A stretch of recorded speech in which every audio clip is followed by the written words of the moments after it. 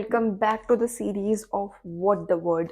आज का हमारा वर्ड है cultural transmission. Cultural transmission refers to the process of transmitting culture to different people. Media starts a process through which we transfer culture, thoughts, beliefs, and behavioral changes in our audience.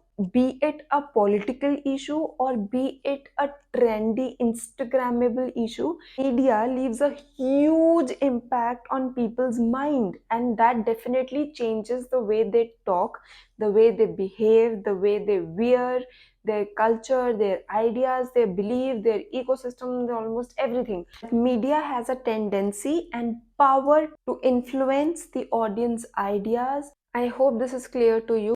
If you want to watch more videos from Unit 1, go and download our application from the link given below. Other than that, you can like, subscribe and share the video and wait for the next one.